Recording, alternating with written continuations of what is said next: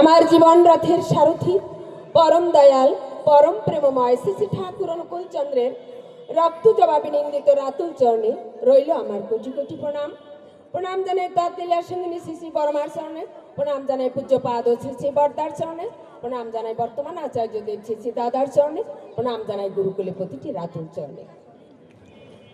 উপস্থিত আমাদের মাননীয় সভানেত্রী, উপস্থিত আছেন আমার ঋত্বিক দেবতারা এবং দূর দূরান্ত থেকে আগত শ্রদ্ধেয় দাদা ও লক্ষ্মীশ্বরী মায়েরা, সকলের প্রতি রইল আমার আনন্দিত জয়।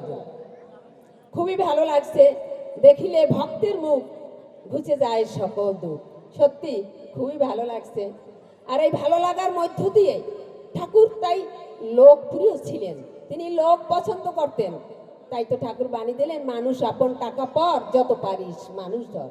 কিন্তু আসলে আমি মানুষ হতে পারিনি, কিন্তু আমার বারবার মনে হচ্ছে যে আমাকে যদি ডাকতো কেন, এমনকি আমার মন হবে কেন।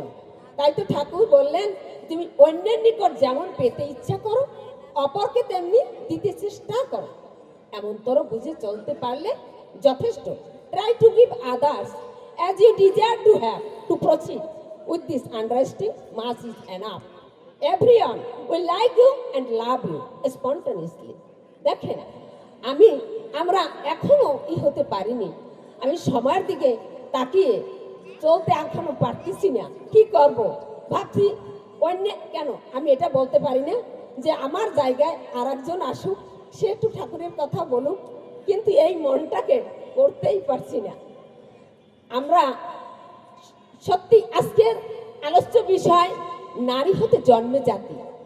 নারী হতে জন্মে জাতি, এর উপরে ঠাকুরের অসংখ্য অজস্র বাণী আছে। এ আলোচনা করতে গেলে আমাদের সময়ের স্বল্পতা দিকে আমরা তাই এগোতে পারছি না। কিন্তু আমরা সবসময় নারী হতে জন্মে জাতি গঠন করতে যাই, আমরা শিব করতে যাই, কিন্তু বানর করে ফেলি। এখন দেখেন বর্তমান অবস্থা, ডিভোর্স আর ডিভোর্স, একটু বিয়ে যেমন তেমন হলেই দিল। ওই ঠাকুর ওখানে বলছেন যে উন্নয়নের সুপ্রজনন, যে এই তো বিয়ের মূল, যেমন তেমন করে বিয়ে করিস না খুব ভুল, যেমন তেমন করে, তার মানে ওই ডিভোর্স হচ্ছে। তাহলে আমরা কি ভাববো, উন্নয়ন এবং সুপ্রজনন কিতে হয় তাই। আমরা সবসময় ভাবতেছি যে বিবাহ, সুন্দর বিবাহ না হলে কিন্তু সুসন্তান হয় না ঠিকই, কিন্তু আমাদের মায়েদের আগে পারফেক্ট হতে হবে। কেমন করে ওই সন্তান, আমার মেয়েটি, সে কেমন করে বুঝবে যে এই ছেলেটি ভালো বা এই সম্বন্ধটি ভালো।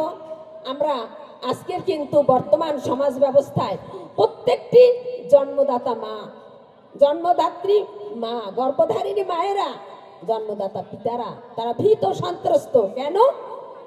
কোন মেয়ে এসে আমাকে আবার বৃদ্ধাশ্রমে যেতে না হয়, কোন ছেলেকে দিয়ে আমি মেয়ের সমস্যা না পড়ি, যৌতুকের আদায় না করি, এরকম বিভিন্ন সমস্যায় আমরা কিন্তু জর্জরিত।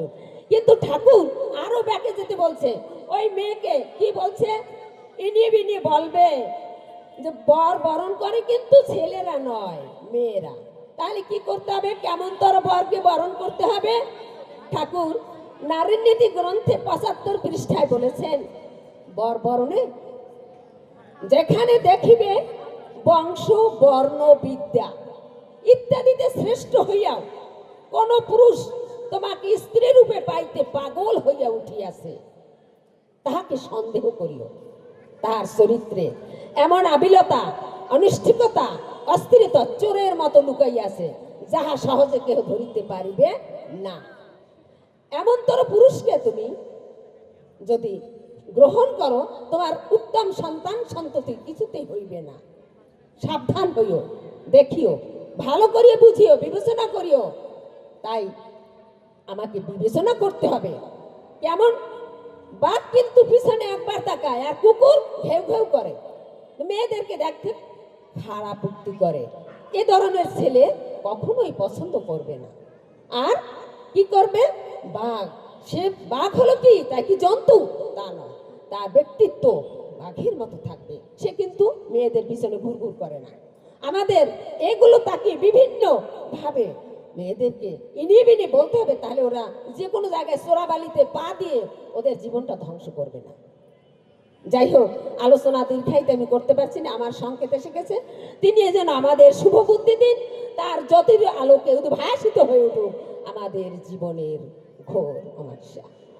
পৃথিবী বেতটুক সত্য শিব সুন্দরের উপাসনায় ধরার মাটুর মানুষ একসঙ্গে বলে উঠুক বন্দে পুরুষোত্তমম, বন্দে পুরুষোত্তমম, বন্দে পুরুষোত্তমম।